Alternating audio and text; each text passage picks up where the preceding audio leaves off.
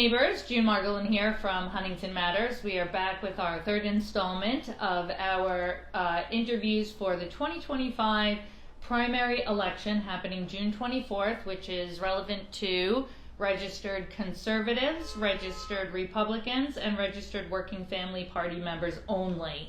We're here today to learn a lot more about our new good friend, Mr. GRIZOPOULOS, who we've been meeting and getting to know over the last few weeks at various events. And so Greg, like we said, no one really knows you. You're like a fresh face on the scene here. So why don't you tell us about yourself and why you decided to step forward to serve our community as a town council member? Great, thank you, June. Thanks for being here. It's a great opportunity to get people to be able to get to meet me, maybe know a little bit about me. Which I think is funny is that I don't think I'm widely known. I'd like to think of it more in terms of people know me in certain areas, but not widely known all over the town. But I've been trying to get out there and get people to know who I am, because I generally think that if you have a conversation with me, we're going to make a connection, and you're going to understand that I'm somebody who you can trust to be on the board. But in terms of deciding to step forward, I've always had an interest to serve people and to help people. I was an assistant district attorney where I protected and defended victims, and in private practice I help people. But I've always done that not just professionally but in my personal life. I've always been the type of guy I'm not the guy who keeps driving. If I see an accident, I stop, I get out. And that's just my mentality, and I think that's the neighborly aspect of just being a regular person. Like, just be a good person, do the right thing. And so when the opportunity came up, and there was an opportunity to run for town council, it was the perfect time between myself and my wife, and we have a young family. I've got 3 kids in the school district. And your background is you're an attorney, right? I'm an attorney, yeah. So I was as a former prosecutor, and now I have a private practice that I run with my partner. And what specialty do you do? So we do both personal injury cases, plaintiff's personal injury work, and criminal defense. So predominantly doing that for a while now, but with the opportunity when there came an opportunity to run, and Melville really being one of the big topics, I had always been one to encourage good people from the community to run, and with Melville being the issue, me being the only candidate from Melville who owns a house there, who raises my family there, who has 3 kids in the Half Hollow Hill School District, I didn't see how I couldn't run and step up for my community and for my family and everybody else's. Yeah, I appreciate that. That's great. And then you do something else with the Conservatives? Right. So I'm the chairman of the Conservative Party here in Huntington. So I'm very involved. I've been involved for years in trying to screen great candidates for town position. And so it's something that I've really tried very hard to make sure we get the right people in those right spots.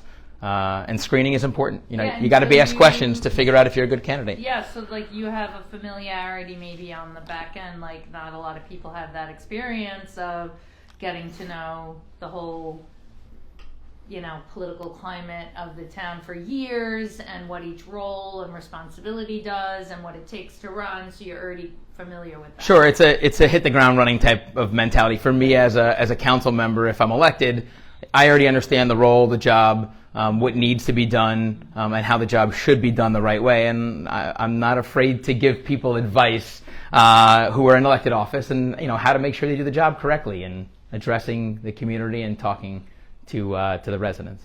That's great.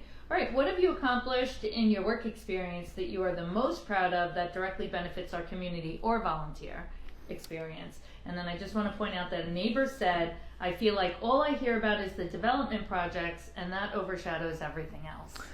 So I think in my career, and listen, I've been practicing as an attorney, for over 20 years. And so in that period of time that I've been practicing, I'd like to believe that I have generated a reputation for myself of being someone who is polite, knowledgeable. I'm not afraid to say if I don't know the answer, and I'll figure it out. I'll learn something new about the answer, or about what the answer is. And I think that you have to be able to be reasonable. People are looking for reasonable people to listen when they have a complaint. I might not agree with your complaint, but you have to be able to be open to listening to everybody. Give them the ear that and the time that's respected for that, and then make a decision. Doesn't have to be, I don't have to agree, but you have to give people the opportunity to be heard and really listen for real. Yeah, very true, very true. All right, if you could snap your fingers and guarantee an improvement to the town of Huntington with all resources, so you have anything you want and no barriers, what would you choose and why? So I think communication probably is the number one issue, and I see it so often. The town, I think, is doing such a great job in a great area, and they just don't get that word out to our neighborhoods. And so, I talk to my friends in Melville, and our kids are all playing, and we're having a conversation, and someone makes a comment about like, oh, what's going on over here, and people just don't know sometimes. We have public address. When there's a snowstorm, you get a recording in your house, but I don't think we also communicate as well as we should be. And we have a great team. It's just sometimes there's a disconnect because you send out an email and people don't read emails. You can send a text. You can send a text out. I know everybody's laughing, but I say like, hey. People don't read emails. All right, okay. But that's true. June and I are high-fiving because we know that if you want to get me information that I'm not going to read, send me an email. But if you want me to read it, send me a text message. And it's, the point is that, the information is, we need to get it out to people. And so when something's being built, for example, no one knows about it until they drive by it. And nowadays, with Facebook and with Instagram, the town has to kind of take a step up. And you don't want to overflow your neighborhoods with information, but there has to be some level of communication that people don't know about a meeting, but they hear about it. And so I think we just need to be a little bit better about maybe trying other avenues. Yeah. About outreaching into the neighborhood. We have a tremendous challenge, even as Huntington Matters, a community organization, and we use all the same outlets that the town does, and the town does send emails and newsletters. Right? No, I know you're not. Yeah, they're great. They do. They send the emails. They are on social media. They're on Facebook. They're on Instagram. And they do put all their announcements there because Diane watches and we grab a lot of it from there and share it on Huntington Matters. But just the technology background side of it, the algorithms have made it so that it's much more challenging to get in front of people's faces. So maybe the only really way that they could step that bit up is to do paid ads. That's an option. I mean, listen, we're dialed into the neighborhood, into our community, to a level that many people aren't. And that's a good thing. You need more people like that. But you have to also, I think, you have to reach out to community leaders, right? You've got people in different communities, different civic associations, because they sometimes can get the word out. Some community leaders and civics pick a side. It's not about the community, it's about the community they want to see, but that's okay. Everybody's got their own agenda or their own focus. Their focus is this, so this is going on. They're not going to send a flyer about a trick-or-treat event to all their neighbors, but I think we have to get more local. The town is huge. The town is huge, and it really is, and sometimes we forget really how large the town of Huntington is.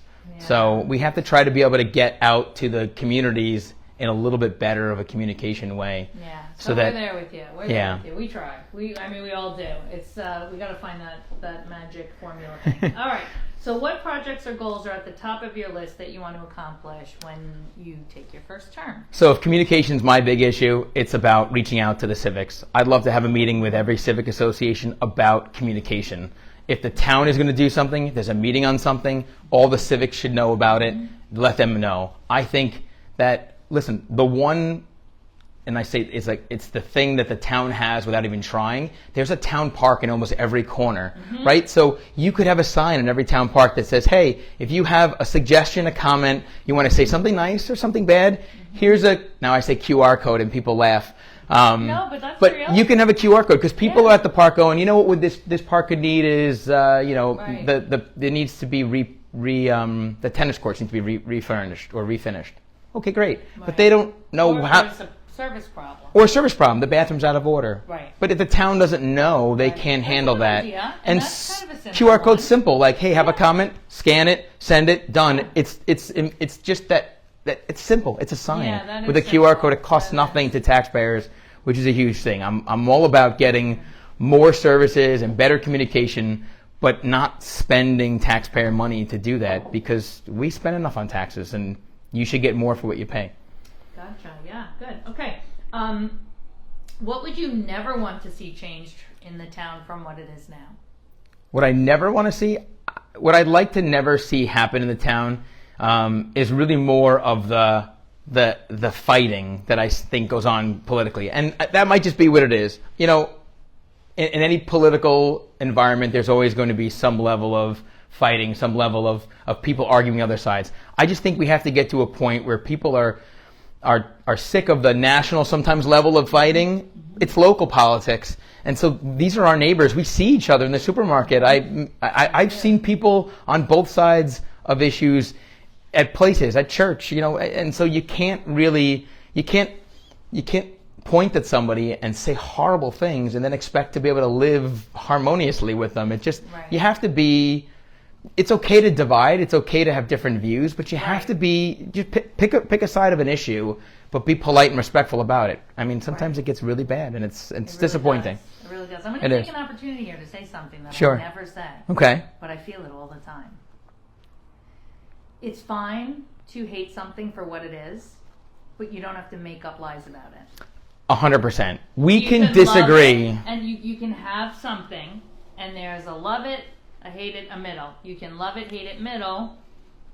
You don't have to make this entire sphere of nonsense around it that's not real to detract.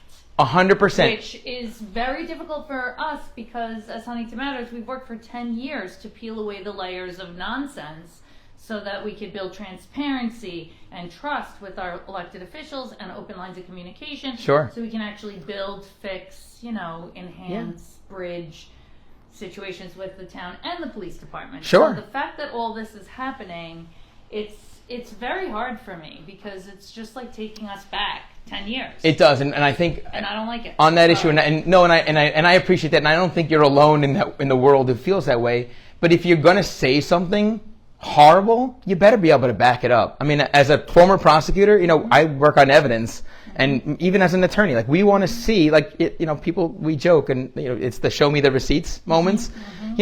Okay, if you're going to say something and you're going to say something, you better have something to back it up, and then show me what it is. Mm-hmm.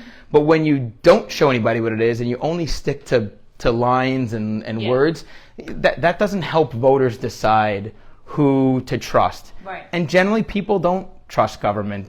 Trust has to be earned. Right. And I think you have to earn it, and you got to work hard at it. Yeah. No, and you can lose that trust in a second if you don't earn it, and if you don't follow through on what you've said. And unfortunately, the world has an appetite for the salacious. Yeah. So, well, people don't want to be bullied either, right? So if you're going to attack me and I attack you back, it's going to come that way. But if you only have 3 seconds of time, you're going to glance at something and consume that, right? True. And so we, as citizens, we have to seek out. I agree. We have to seek out the 100%. Okay. I'm with you. So, influence. What is the job description of a town council person, and what is the town council exclusively responsible for? So the way I view a town council member is your job is to listen, your job is to investigate. And when I say investigate, I mean if there's an issue that's going on in the town, your job is to try to figure out everything you can about that issue. So that means investigate, do research, become knowledgeable on the issue so that you can make a decision that's informed and that reflects what the community is looking for. And I think that's one of the most important things we have, because you can't, and I jokingly have said this, where I say, just because 200 people in the room saying something is horrible doesn't mean that's reflective of the 205 to 10,000 people who live in, right, or 205,000 people live in the town or somewhere around there. True. I don't want to leave anybody out, but you try to figure out if it's a representation of the whole community. If 200 people are angry, you want to think about it and listen to them and try to make a decision based upon that. But I think you have to listen. If 200 people said something's a great idea, it might not be. Right. It might be, but you have to be able to figure it out. And sometimes the best way is to walk a neighborhood. Right, very much. My neighbors and I joke. I go, if you want to figure out what's going on wrong or good in the neighborhood, go for a walk. Yeah, walk your dog. Walk your dog. Take the kids for a bike ride. I mean, that's what I do. When I hear something's going on, I'm like, guys, want to go for a bike ride? Let's go. And they'll bike ride for hours. Yeah.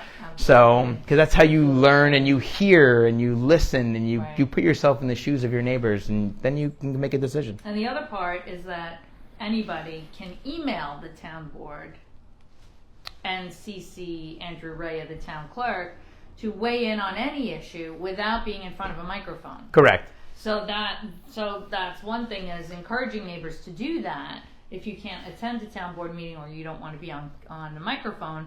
And the other part of that is to consider that when listening to the 200 people in the room, that there could be 2,000 emails. Correct. On top that have been sent, and we don't know what they said. Right. There's no one facet right, to anything. They don't ever share it, really. It is public record. Right. You could find out. And there are some times where I can't get to a board meeting at 2 Right, o'clock. And I mean, exactly. long before I decided running, long before I was a chairman, I would go to public meetings, to board meetings from town board, because I'd like to know what's going on.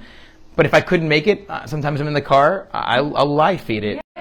All right. Steve, you're on with us. We'll take it. No, I know he's off. We ignored the call. The feed, or is it still going? And We're why? going. Maybe why Steve did has a I question. come in? I don't know. I It's have all right. my phone on focus. Okay, keep going. That's We'll a problem. keep Okay. going, but Hi, Steve. We'll talk to Steve later. well, you can't call in with questions. We'll get to those I'm later. glad it wasn't me. All right, great. So, what skills and experience would make any candidate a good town council member, in your opinion? You have to have patience, and you have to have sometimes a bit of courage to do the right thing. So, sometimes doing the right thing is a hard thing. You have to have patience, though, to listen to people. You have to be respectful. I see it. It's hard. People come to town boarding meetings and say the most horrific, vicious things, and you have to appreciate that they might just be angry and just live with it. So I know it's hard to deal with, especially when they're standing there and pointing fingers and they're wrong and they're lying and they have an agenda. And look, even the best people have moments where they lose it. But I think you have to have a bit of patience, and then you have to do the right thing and make a decision. Do the best you can to try to get all the information. Not be afraid to put the work in to try to figure out what the right answer is. Talk to lots of people on both sides and make a decision. That's just simple common sense. There's nothing. You just got to be a good person, and if you like the person, great. If you don't like the person, when I mean the board member. If you like the board member, great. If you don't like the board member, then you just got to be yourself. Yeah. So that's important. Yeah, agreed. All right, what is the town council's influence over development, planning, zoning, and projects in the town of Huntington? And this is a bit of a loaded question, because this is to teach them, because they don't know, and they blame you guys for things that you don't have control over. Right. So I'm not a town board member yet, so I'm not to blame yet. I know what you mean, you guys. I know, and you know what? In fairness, that's it. There's the impression that the town board can do whatever they want, right? They can make decisions one way or the other, and it doesn't work that way. It's town government, right? You got 5 people on a board, you have to have a majority to vote on anything. And that's not a bad thing. That means you've got to have more people on board so that you can identify with different people on the board and draw on their experience and their background to make those decisions. But as far as influence goes over planning, listen, we have a planning department in the town. There's a zoning department. Their terms, once they're appointed, they're on there till the end, whether you like them or you're not, or you don't. And then based upon how their voting record is, it's consistent with what we like in the town or what we don't as town officials. But it's separate. It's meant to be separate. That planning has their opinions. They have their own hearings. Zoning does. But because it seems that most things at the end of the day are decided by town board. Look, the buck stops at the town board. Right. And so I know, I can appreciate that you have to own it as a town board member. And so you have to be involved in all of those things in trying to make sure that it's done fairly, so that the community feels that whatever the issue was, whatever the planning, whatever the development project was, the redevelopment project, that it gets its fair assessment, people get to be heard, and then a decision gets made. So as far as influence, it's just a matter of going through the motions of where a plan goes in the town, and then have town board make a decision at the end. Sometimes it never gets to town board. It dies in planning, it dies in zoning. That's true. And on that issue, which I think is funny, is And sometimes things don't even get to you because they're as of right. They pass planning, they pass zoning, and it's not even brought to the town board. correct. Right? And so I can appreciate when the town board says we want to own an issue because we want to take responsibility and we want the voters to have a direct line to their elected official, so a decision gets made. Yeah, agreed. But one of the biggest, I think, misunderstandings, and it took me a while to figure this out, is you drive through Huntington, you see development.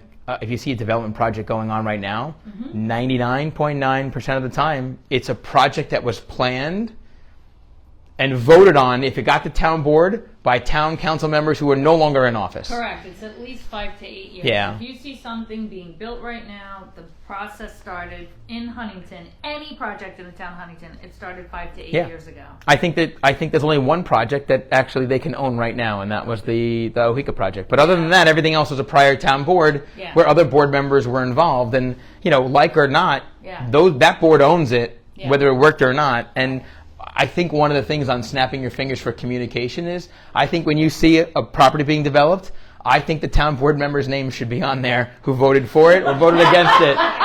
Hey, you know what? If I voted for it and you don't like it, you should know I'm owned by it. Just Well, because you have town... Coming soon, and then here's... Well, because you can't rewrite history, but you have to find that page in the history book, and it's not so easy for town board or town residents to find it. And so they see something like Matinecock, and they think this town board voted for it.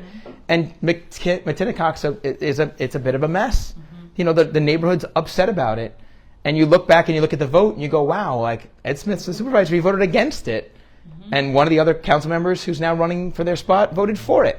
But people don't know that. Right. And, you can walk around and show people the certified copy of the town vote, but how many people are you going to hit that way? It's communication. So I think if I vote for something on town board and it's being built, I have no problem with my name on it. You should know how I voted. And then if you don't like the way I voted on it, then vote me out next time or keep voting me in. But it's about accountability and owning what your vote is. So I'm okay with that. I love that.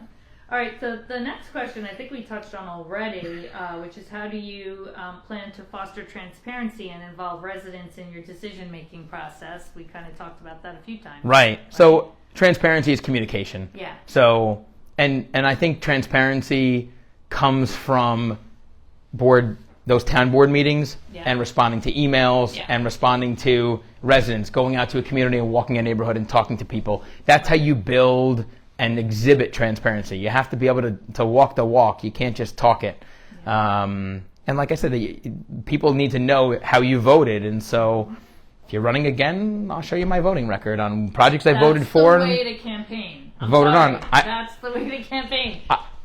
I've told people how to. I've recommended how people should campaign in the past. That's the way to campaign. That's how I would campaign. So if I'm elected, what you're bringing to the table. You'll see how I voted. Right. I mean, when I come back to vote, or I come back to ask for your vote again, if I'm fortunate enough to be elected, in however many years my term ends up being, because there was a bit of a change in terms. But at the end of the term, I would send out how my voting record was, so people can see what I voted on and what I voted against. I like that. And if you like it, vote for me. If you don't like it, then don't vote for me. Here's the hot potato. If you win, what would you do to help rebuild unity and harmony on the town board? So I've always been one to be professional and respectful. I think even though you may not like somebody, you have to try to work with them for the greater good, because the greater good of what we've all decided to, no one's forced us to run for these positions, right? We chose to run for these positions to do what's right for our communities and our neighbors. So you have to, for the greater good of the neighborhood and for your community, try to work together. I know it's hard to do because some people will use horrible lines and say horrible things about you, and and I guess that's what you signed up for, unfortunately. Yeah. But you have to try to figure out a way to at least have a working relationship. We may not have dinner together, we may not talk on the phone, but we have to be able to, when we're doing the town's business, be able to figure out and put aside our personal issues for the town. I'm hoping that we won't have those issues, and I'll be the first person, and you lead by example, and that's just the way you do it. Yeah. So you've got to figure out a way. Otherwise, then you'll just have a fight, and then you'll fight every board meeting, and then nothing gets done, and the residents suffer because they don't actually get benefit from it. Exactly. But you have to also lead by example. You can't point fingers and yell at people and call your fellow board members, a criminal or corrupt, unless you back it up with information. Listen, I'm okay if you vote no. Tell me why. Tell the community why. That's okay. Vote yes and tell us why. That's not a problem. It's how you do it. And I don't know, my grandmother always said you can say whatever you want. It's just how you say it. And that's true. So you can give criticism, but if you give it the wrong tone, you're going to get back what you don't like. It's very true. Yeah. All right. Number one question submitted from our members is housing and development. What can the candidates do to bring in more workforce and affordable housing and reduce the growth of luxury housing? there is way more need and demand for affordable and market rate housing in our town. So, as a conservative, and remember, I'm not a Republican, right? So I'm not a member of the Republican Party. Right. I'm running with a Republican endorsement. I'm honored and privileged to have their support.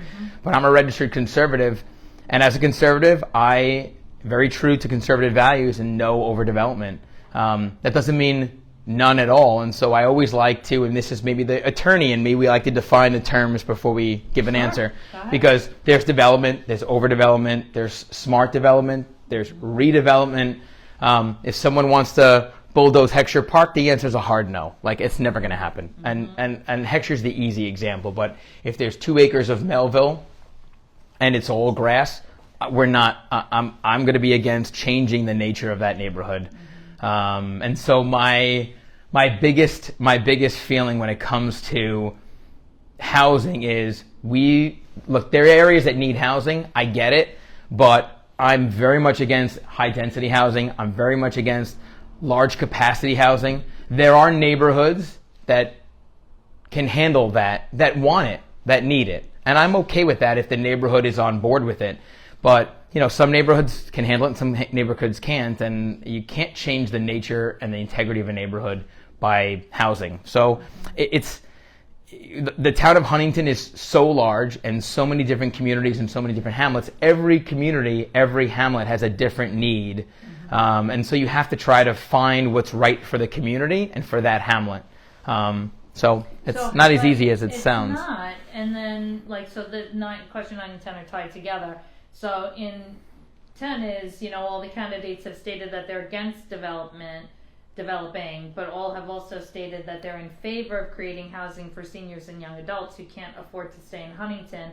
What is your plan to accommodate both interest groups? But really, do you have an idea of how to introduce more workforce and market rate housing? So workforce housing is and I appreciate the term of calling it workforce housing, because people don't understand what affordable is, and no one wants affordable housing. No one likes affordable housing. Right. Well, I say no one. I'd say most people don't like the idea of an affordable housing. It has a negative connotation to it. We're not talking about low-income housing. We're not you got to pay taxes. You got to pay your taxes for your value. So low-income housing is not that's not happening. Affordable housing is affordable for the neighborhood. So you see affordable housing, if someone actually defined the number of what an affordable house is in the town of Huntington, you would be like, that's not affordable. What's affordable for this town is different for another town.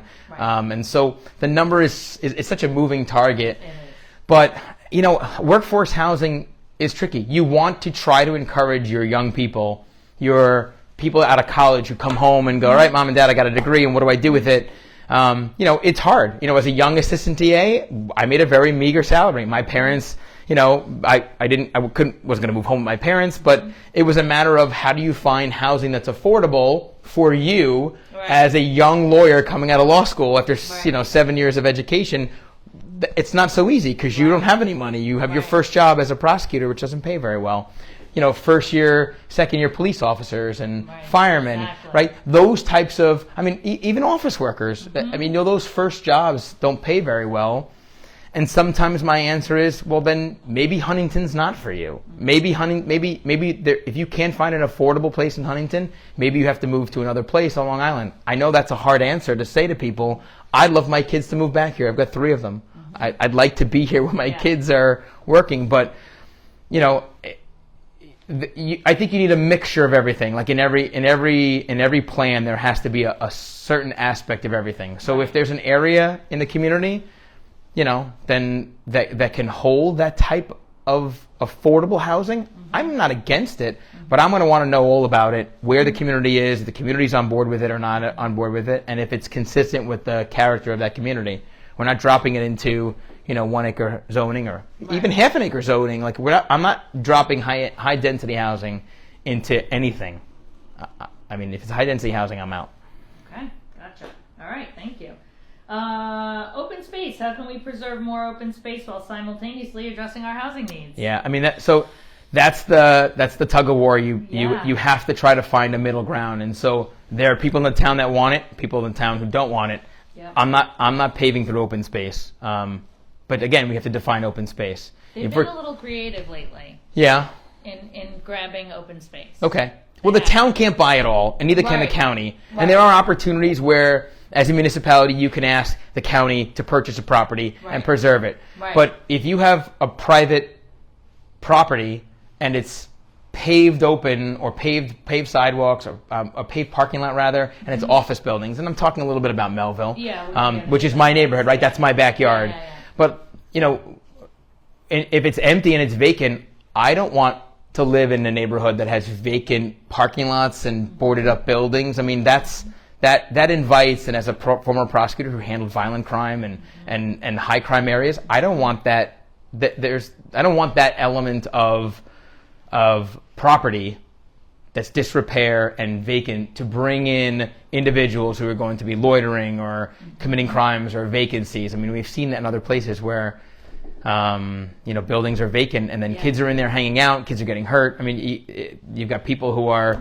homeless who are living there. It's just not safe for anybody. Right. And that doesn't help the community either. So redevelop an area, yes. I mean, it's an open space, it's a paved parking lot, but it's not doing anything, it's not helping the neighborhood. Right. So we have to try to find a way to redevelop that property that's consistent with what the neighborhood wants and what's good for the neighbors.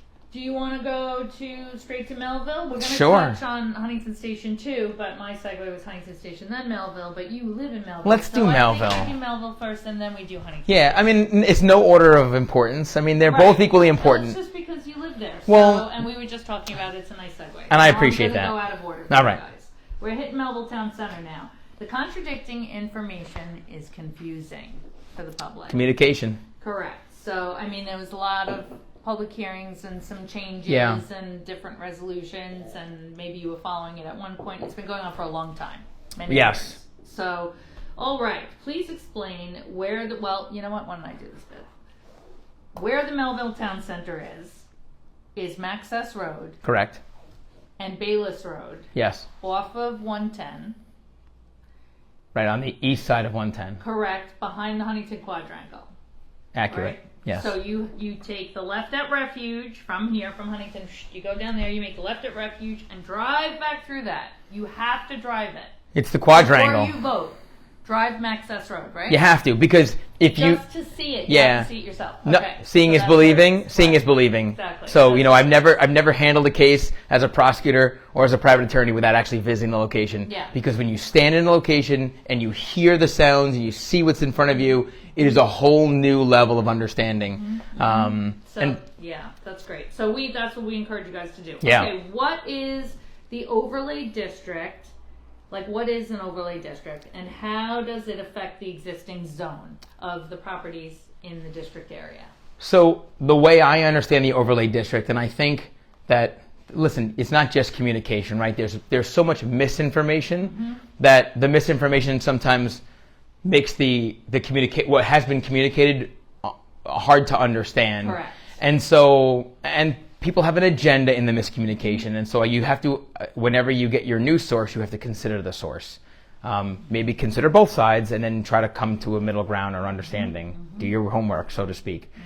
But an overlay district, from my understanding, doesn't do anything. Shovels aren't hitting the ground tomorrow. Nothing's been approved. Nobody's even suggested what should be built there. The overlay district is just, as I say it, it's an invitation for the property owners of those privately owned, paved, somewhat empty, fully developed office buildings and parking lots to submit to the town what they would like their vision to be. But instead of going back and forth, the town says, listen, it's got to have these overlay district characteristics as the most, as the largest, or if you had your full wish list, this is the largest of your parameters that you can consider. So send us your plans. Right. I think it's now 1,500 units is what the cap is. That's the cap. I'll tell you this right now. I'm not voting. 400 unit. If someone says 1,500 units, the answer is no for me, right? Well, and I understand the pauses and the reasons for the pause, so that they have an assessment they know what the impact is on SECRA, which is environmental and traffic and neighborhoods and school districts. But, you know, the overlay district just says, okay, these are your broad parameters. These are your broad brush strokes. So don't send me a plan for X, because that's not even close. Right. The town's not even going to look at it then. Right. Send us a plan. This is your broad brush strokes. If it looks close to that, we'll consider it. And then we're going to have with an image and a plan, we'll go out to the community. We'll do public hearings all over again. We'll do them in Melville. We'll do civics. Yeah. They're going to do that. It's just a starting point. It literally is. Right. It's like saying we're going to have a race. We're going to run a half marathon through Huntington, and then and not having the plan yet, right? And that's okay. We could talk about it, get the sense of what you want to do with it, but then once the plan comes out, then we'll talk about it again. But it's just broad brushstrokes. It's getting the people to start talking about it, and having developers who are hired by those landowners, those private landowners, to submit plans to say, this is what we think we want to do, and I guess the town is on board with something like this, so what do you think about this? Right. And the town can cut back So on their plan. Yesterday, an overlay district is not a zone change. No, it's not a zone It doesn't change. impact the zone at all. No, It lays over. It's an option. you change that zone and they'll build it as a matter of right, which is what they'll do now, right? That's zoned. It's zoned right now for what it is, right? Industrial. It's office buildings and parking lots, and so they could say, you know what? Never mind. We don't want to build a village of Melville, or like, you know, a walkable downtown with wide streets and outdoor dining and parks and maybe a turf Huntington field for sporting events. We won't do that. We'll just bring Amazon in here and we'll build a warehouse. You know, they could do things like that as a matter of right. I mean, because it's zoned for that, they could just do it, and then we've lost an opportunity to maybe do something good for the community. So that's a great way to describe then we'll have tractor trailers running through there 24 hours a day, and they'll say, well, the town shut down all things because they wouldn't even listen. Yeah. And it comes back to listening. Yeah. So- And this would be quite coordinated. The overlay district allows it to not just be one property owner doing one weird thing. Not weird, but Right. Well, you don't want to approve one person's You property wanna- when it's owned by several so that landowners. it's contiguous a little bit. Right. And the town. Different landowners would maybe, Right, but the town doesn't own it, so you Right, have exactly. to. It's a bit of a carrot and a stick when it comes to town government and property owners. You have to give them some incentive to submit a plan that's consistent with what's good for the community. Otherwise, they'll build whatever they want. I just want to throw a comment. Yeah. Someone's asked. Oh yeah, Because it's relevant. I'll take all comments. All these unit will be putting the children into our school district. How are we accommodating that? So could you as a speak to school that? district. Great. That keeps coming up. Great question, and it's an important question. It's a question I have asked, Yeah. and it's a question that I would be concerned about. I have a second grader in elementary school, I have a sixth grader in the middle school, and I have an eighth grader in the middle school, which means next year I'll have one student at High School East, I'll have one at West Hollow, the one that's still there, and I'll still have a child in Sun Palm Elementary. And so that's important to me, right? Because I've got lots of years of school in those kids in that district. We're not moving. I love my neighborhood.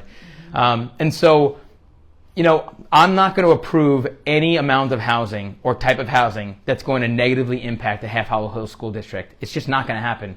So I'm going to want to see school studies. I'm going to want to talk to the school district. I'm going to want to get their opinion. They're a factor, right? I want to talk to the neighborhoods. There are people who could tell me, experts, not people from the neighborhood who like dabble in an area or to present their Google research or ChatGPT research. I want real experts with real credibility, and you always take a couple so you get a real answer. I want to know how many school-age children come out of a unit. If it's a one-bedroom, a one-bedroom apartment, and I don't like to say apartments because I'm not building apartments there. I would never approve an apartment unless it's got to be a factor, right?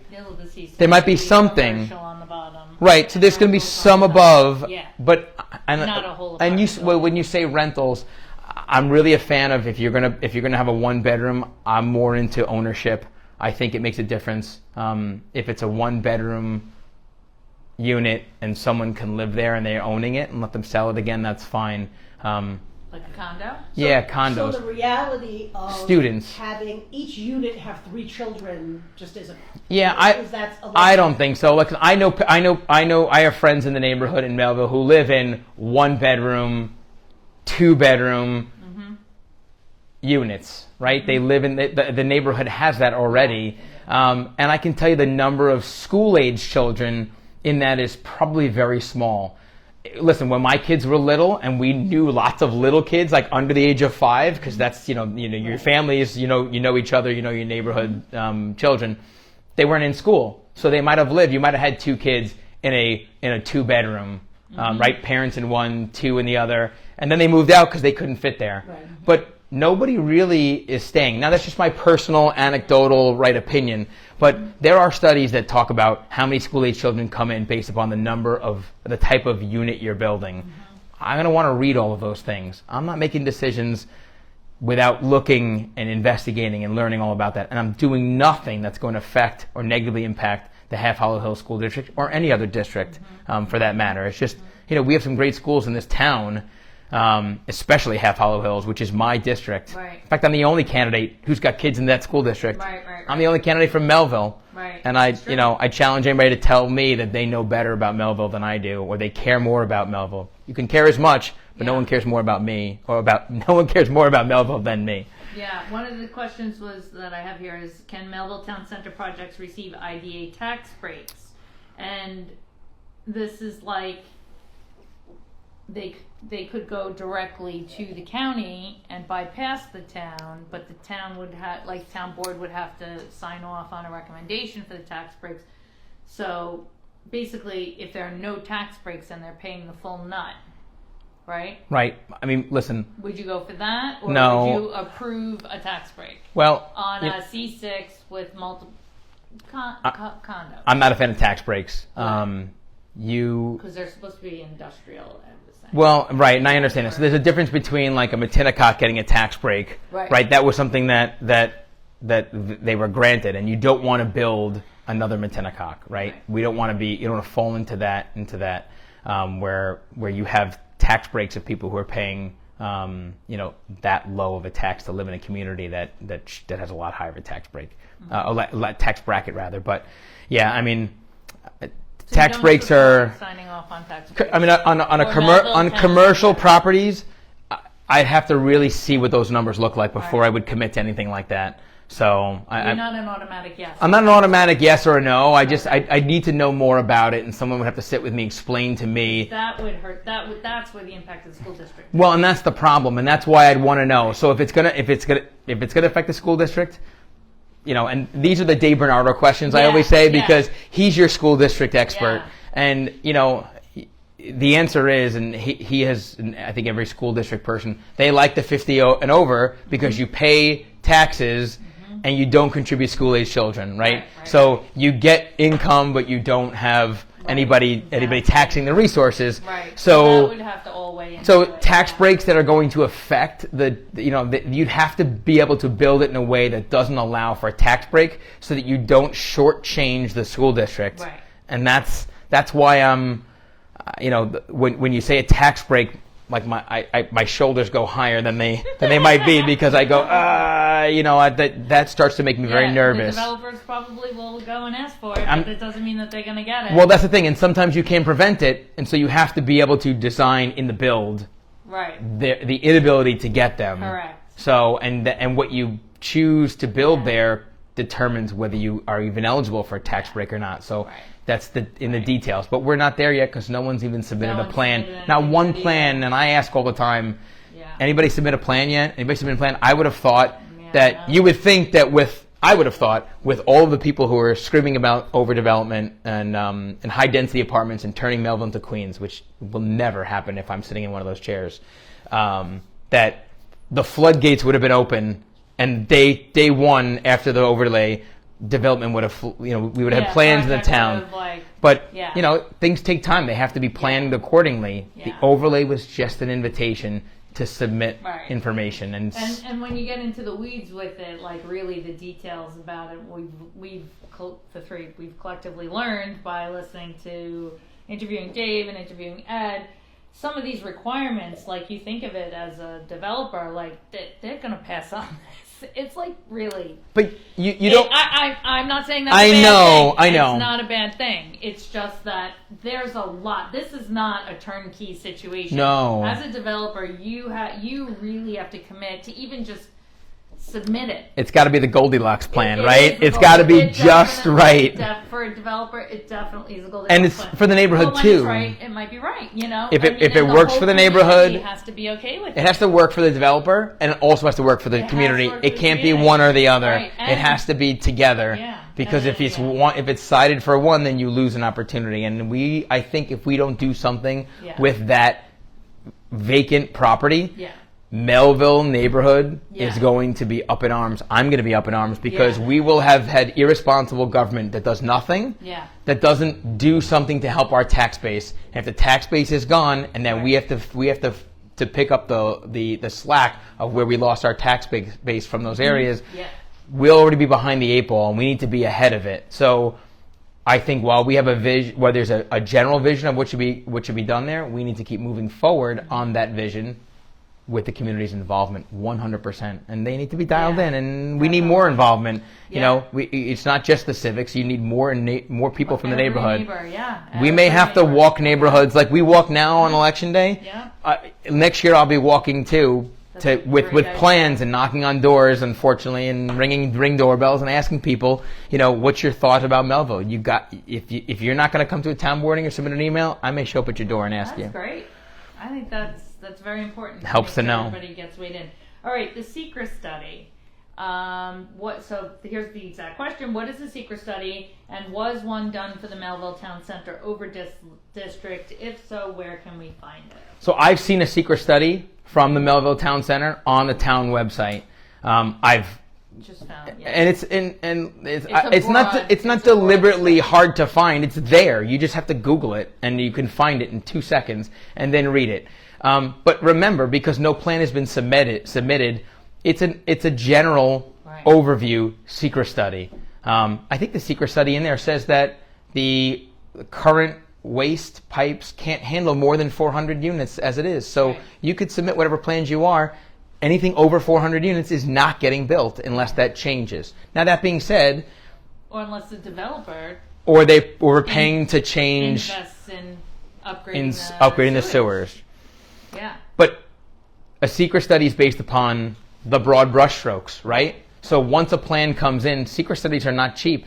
Who's going to pay for them, right? As a conservative, I'm tight on our budget. I'm all about using our tax money to get the most out of it. I'm not wasting it. So let's say we invent a plan to build 500 units and a walkable downtown. So we do a secret study on that one, and then no one actually submits that plan. Right. And we've wasted money. taxpayer money. We've wasted your and my money that we pay. A lot of taxes to live here. Yeah. So I appreciate, and I think we needed a general secret study on the broad brushstrokes. But the requirement in my head is good government in terms of let the property owners who own the property submit the plans, and then they have to do their own secret. A secret that's going to have to, it's going to have to pass muster if I'm on the board. Yeah. I'm going to be very critical of any secret that comes in, and then we may want to hire our own experts as a town to do a secret. But I'm not wasting taxpayer money on secrets for something that may never be built. Right. Because that's just not responsible. That's true. And so That's true. I'm not building anything on the backs of them, and we're not doing it without it either. Yeah. So it has to be done. Yeah. It has to be done because it needs to be done, but it's got to be done in a way that doesn't put it on the taxpayers' backs. And and that's why I think when the plans come in, the developers who are hired by the private property owners who want to develop their property or redevelop, they'll have to submit a secret, and we'll look at it. And then if we want to do our own afterwards, And that's just to submit the idea for the project. The Correct. secret has to be done. they're not cheap. They're Right. expensive, and they Right. should be expensive Right. because it requires a lot of things to be done. Yeah. And I'm okay if the town does a second one after we get the first one if we Yeah. don't agree with it or if I think there's Right. something questionable in there. Yeah, and Ed was saying, wasn't it 2 days ago, that actually, without the overlay district, if it were just a zone, the individual project secret study would only be looking at the immediately neighboring properties in that study. But because it's an overlay district, when one project comes in, they have to also do a study on how that one project affects the totality of the entire district. Yeah, they're required. Neighboring Right. properties. So if there's 3 buildings and they're adding a 4th, that developer of the 4th has to do the whole district. Right. It's every too, property has to which is- consider Yeah. the secret study from the neighboring Yeah. property, so that this way you have And then they one add it together, general. It looks So- like one project versus having you don't want 4 different things and Right. 4 different styles. You want it to look Right. like one cohesive project. So it's actually almost even more higher requirements. it Yeah, sounds like. I'm a very by the book guy. I'm not doing anything without dotting every I and crossing every Yeah. T. And if you give me a report, I look at every report as if it's with a critical eye, because you have to look at a report as if it's a critical eye, no matter who gives it to you, and then decide whether you should do your own or not. And then at that point, if we want to spend taxpayer money, if we think it's a good project, we'll go forward and we'll have the public hearings and do Yeah. what needs to be done to get the community understanding what the scope of the project is, and then we'll make a decision. And that was really unique, I think, that the civics in Melville requested that the final decision for any Melville Town Center project is made by the town board, as opposed to the planning board and the zoning board, like through that, which is the usual way. Planning and zoning So can do I great think work. This is great. I but think it's great. the that buck it stops should with be the town before board. The town board. I really think that's really innovative. Well, that's- and came from the residents. Yeah. Well, from me, Came from the civics. if 5 people are going to sit in the town board and make a decision about Melville, someone on that seat better be from Melville, Yeah. or at least from the southern portion of town. Doesn't mean that you can't, like Melville or care about Melville just because you might live closer to Connecticut. But I mean, Melville's a special place, and I'm going to do everything I can to protect it. Yeah, awesome. All right, let's go to parking in Huntington Village. Parking. Parking in Huntington Village. Neighbors are constantly asking for a parking garage in town. What are your thoughts? So, parking garages solve parking, but they bring a host. Well, because parking garages, because I wince because I understand the need for parking. We have an awesome village. We have some of the best restaurants. We have, the reason we have a parking problem is because we have a popularity problem, right? Like the village of Huntington is popular. My neighbors from Melville, we want to come to Huntington. We want to have dinner. We want to hang out. We want to walk around with our kids. We want to get ice cream. We want to do all that. And, you can't always go to the mall. The mall's great. Did an awesome job with it. But, the village has a charm. It feels like Huntington. And so, it's popular. So people come here, and that's why we have a parking problem. But parking garages are generally ugly. I was at a soccer tournament with my daughter out of state, and it was actually a pretty parking garage. I took photos. Did you take pictures? I did take photos because I almost couldn't believe it. Look at this. It had windows that were fake. It made it look like it was a building. Oh, wow. But the neighborhood had a neighborhood. It had a building neighborhood. So it did look like the neighborhood. But here's my thing on parking garages. They create hosts of problems that sometimes they solve your parking problem, but now you've created new problems. So it's right. It's like you have a mice problem, so you hire, you get 10 cats, and then you have a cat problem, and then you have, and then you solve one problem and you create the next. I am a cat lover, so don't Facebook Live against me for cats. But, so I've seen parking garages become places of vandalism and homelessness and, quality of life issues become significant. There's, people are worried to park on the second floor of a parking garage or a subgrade parking garage. I think we can try to solve, I don't like to say the word solve, I think we can address parking and alleviate some of the parking if we create other ideas.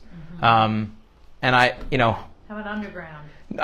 See, underground's the same problem because you still create safety, right? I don't want my daughter driving to the village. I mean, she's 14, but when she's driving, which will be tomorrow. 35 before Probably. even a shovel's in the ground for any Let of me this. tell you, as a vehicular crimes prosecutor, my kids are never driving. But underground parking is a new issue and a novel and scary issue. They never even consider it. I don't know that I want my daughter driving and parking her car underground and driving and going out for dinner with her friends at night. Like an icon parking place, like a business runs the parking. I think there's other solutions to a parking garage, because the neighborhood. First of all, the beautiful charm of those Victorian homes off of the town would rightly so lose their mind, and they live here, and so we have to try to balance that, and the commercial aspect where the restaurant owners maybe are losing business because people can't find parking. They go, I'll just go to I'll go to another town. I won't name them, but that's what happens. Yeah. So, I think there's solutions. Part of it is, we have town parking lots that are sometimes far away, right? So maybe you have a town, like a trolley, and that you can park your car and you have 3 trolleys that they look charming. It's not a coach bus, right? It's a trolley. It's charming. It stops a couple places where every few minutes it hits a larger garage and brings, in a way. I mean, you don't need a lot of them. Right. You maybe have 2 or 3, but you have to. The idea is, and I know I'm spitballing here, but the idea is you have to think outside the box and to try to solve the community problems. And I think I've always really been good at trying to think outside the box. And all right, let's try something different. Let's talk about something different, and then let's see what works in other communities and what doesn't work. Yeah. Because we don't have to reinvent the wheel sometimes, but I think there's a way to do it without a parking garage, because I'm never been a fan of a parking garage. I think it tries to solve a problem, it creates way too many others, and then you've got a whole host of problems you can never get rid of. Okay. All right, so the Passport parking app, do you use that when you park in the village? I do. You don't have to admit. I do use it. I tell you, I like it. I like it too. I'll tell you the reason I like it. There are other villages that have they have the kiosks, and you go and you put the piece of paper on your dashboard. But when your meeting runs long, or your dinner runs long, or you're about to leave and your friends walk in and you're like, oh, we'll have one more drink, I can't go out and change that meter unless I walk to my car and put another quarter in there. And I feel like that's a taxation by citation sometimes. And it bothers me because it should be easy. I understand there are people who have a hard time with the passport. I think, again, that was the idea here, is the seniors. So there has to be, maybe it's an educational. Maybe, you can't post a YouTube video because our seniors might not, although some are pretty tech savvy. You have to have a mix of everything. And so I guess the theme of what I've been talking about is you have to have a different aspect of everything, right? You have to have a portfolio of different things. Yeah. So I think that's great. I think seniors should have the option to do something else. Right. But the parking meters are a problem because they're ugly, and no one has quarters anymore. Yeah. And it's nice to be able to, on your iPhone.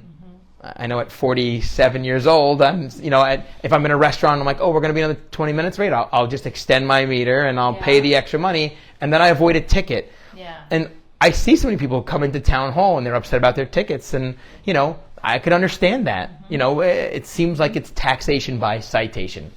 I think it's it's a great idea. It maybe needs to address some other things. It's a learning curve, and then you'll love it. Yeah. So we had an idea for our seniors. Maybe have a parking sticker for the seniors with a flat annual fee instead of them having to use the app. I don't think that's not a bad idea. If they want it. If you have one kiosk at every block, you don't want your seniors getting out of the car, walking to the kiosk, and walking back. So listen, if there's a I almost said an age, and I know that my seniors will be upset with me. Every time I say an age, my parents yell at me and they go, hey, I'm close to that age, or I'm at that age. But having a mixed use, or it's thinking outside the box, right? A sticker for seniors would be awesome. Yeah. So. You get that Huntington Matters for that. Yeah. Well, we'll give you the credit. Yeah. All right. Credit should be given where it's due. All right, great. So, environment. Homeowners have major flooding issues from rainstorms here in Huntington, causing tremendous damage to the point that our collective homeowners insurance rates have soared with fewer providers available. Have you experienced this? I have not. I don't have flooding issues where I live, but that doesn't mean that. Overall, your homeowners went up this year, right? Yeah. Everybody's did. We got hit hard. Yes. All right. What flood prevention solutions do you propose? So, listen. Different areas have different proximity to water and flooding issues. Some just are low-lying areas in the town. I think that Andre Sorrentino is doing an awesome job in highway. I know that there's been a strong effort to dredge some of those storm drains before the storm to make room for the flood. That's important.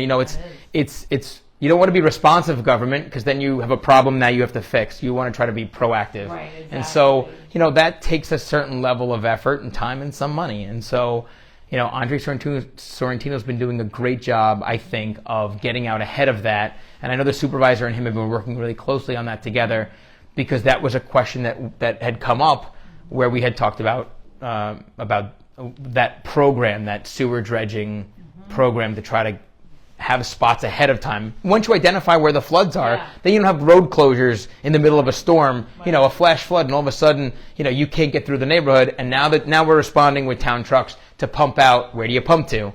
So if you are ahead of it, then that's what government's supposed to be, right? You're supposed to be proactive. You're supposed to know the issues of your town and then take action to try to prevent the problem from ever happening, to the extent that you can. And the town has the ability to do that. You just have to think about it ahead of time.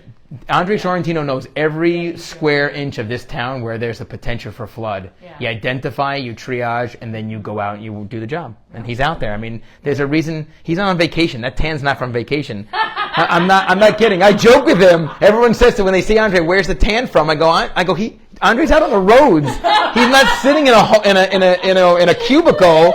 He's a real guy who's out there every day. He works really hard. I mean, we're so fortunate to have Andre. He's one of my favorite people. Forget about town people. He's got a heart. He knows what he's doing. He really cares, and he does a great job. So kudos to Andre. Agreed. I know he's not watching because he's out there working on a roadway somewhere. So saving our roads. I'm all about getting saying nice things when people can't hear it. It's the way to do it. All right, so we have 2 questions left. The second to last question: crime and public safety, quality of life issues that repeatedly come up at the 2nd Precinct community meetings are the huge number of vape shops and foot spas, speeding, traffic issues, plus loud music and overall noise complaints in the summer months. What ideas do you have to address these issues? So this is, and I don't say this is my wheelhouse because I'd like to think I have lots of different areas, but as a former prosecutor, someone who literally has a 20-year career in understanding, I think, crime drivers and public safety issues, vape shops, no one wants to see vape shops. They're a problem. They're targeting our children. My understanding is that there's a new restriction on how close you can have the next one. Very excited about this. Yeah, that's the type of stuff you have to, right? That's proactive. Like that. Before you build one, and they're popped up everywhere, we have to start acknowledging there's a trend, right? 10 years ago, we didn't have vape shops. Right. So that's an important thing. Foot spas, same thing, right? You want credible spas. You don't want foot spas. And then that's, kind of hand in hand. Speeding and traffic issues. Listen, the town is not a policing agency, and I'm sure you've heard a lot of public officials say that, and they're right. The town doesn't have police officers to traffic. But we have the ability to talk to the 2nd Precinct. The 2nd Precinct is very responsive. I've spoken to officers there. I've spoken with commanding officers there years ago about issues. They are highly responsive, and they really want to reach out into the community and do the right thing. So speeding in traffic, that comes down to you have to know about it to be able to address it. So if you have a speeding and traffic issue, you have to be able to tell the town or call the 2nd Precinct and let them know so that they can step up enforcement. Right. And the town could put in traffic calming measures. We could. Some towns have speed humps. No, the humps are bad. I was going to say I don't like them because plows. My husband's a plow. He plows too. So I've seen problems. So it's some solutions create new problems, and so people who say why can't we put speed bumps or speed humps? That's the answer. Yeah. But listen, there's things the town. That's what the town could do. They could do lights. You could do stop signs. You could add more stops and stop signs. Like that's really hard to get done. It should be simple. A traffic study is very simple. Yeah. And if you have enough complaints from neighbors, stop signs. They slow down traffic for a reason. Our kids are out there, they're walking around. We have a walkable neighborhood in Huntington, Green Lawn, East Northport. Right. Melville doesn't have a walkable yet, but, there's walkable areas all over the town.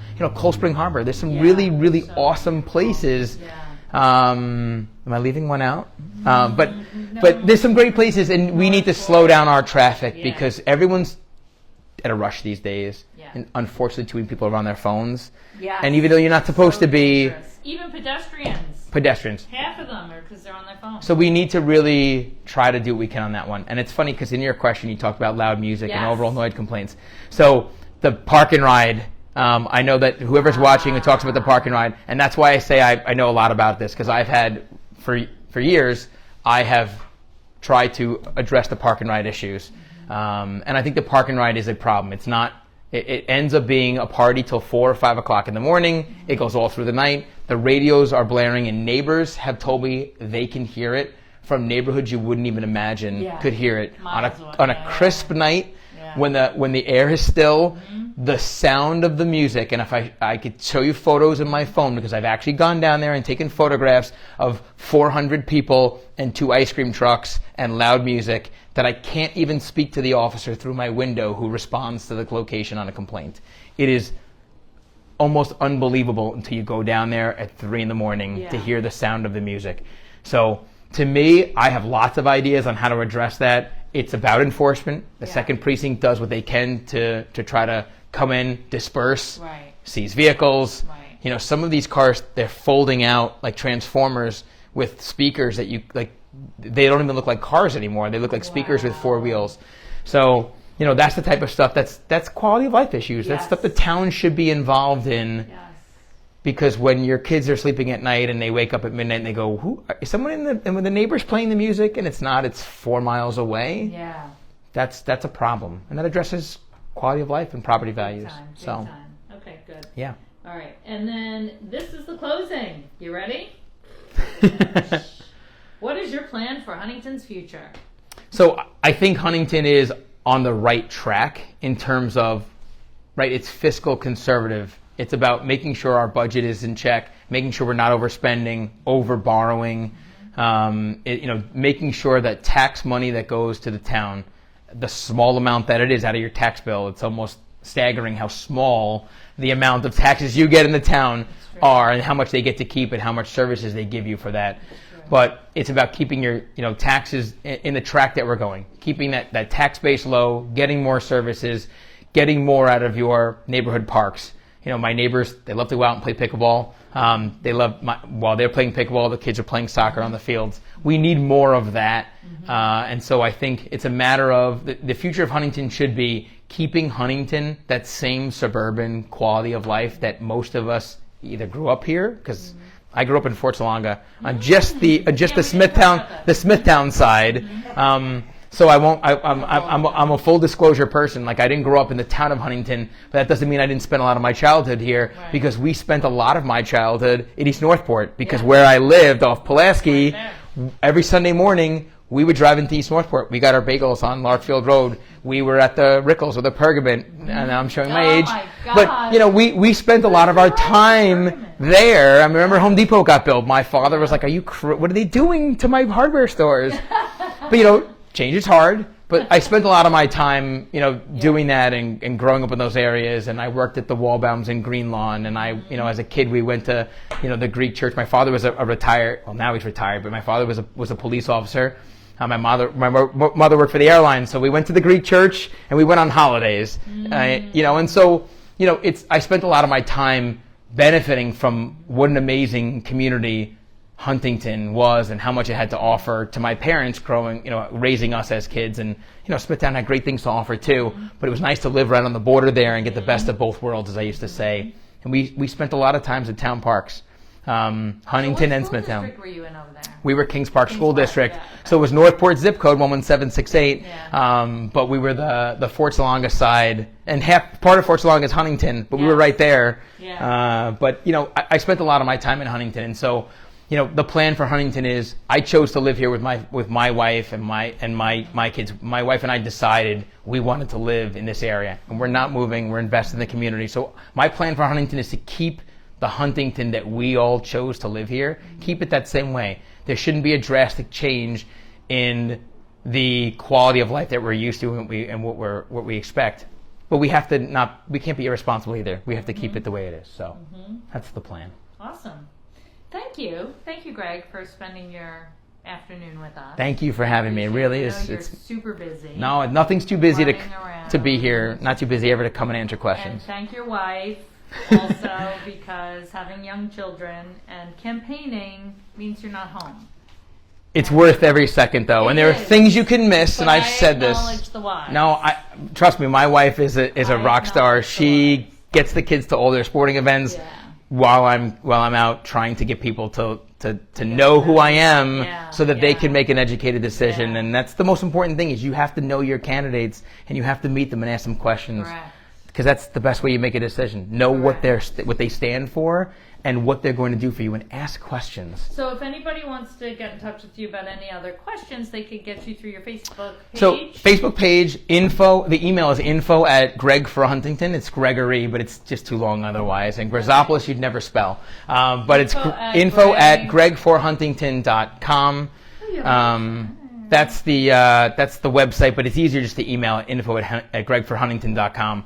And then all the questions, I will go through and answer them myself. I don't have a staff. I don't have a team of people answering questions. The questions have to come from me. Yeah. And listen, I have a law office. You can call my law office, although I think my partners and my staff would lose their mind. But listen, there's people, if you have a question, Google my name and you'll find a phone number.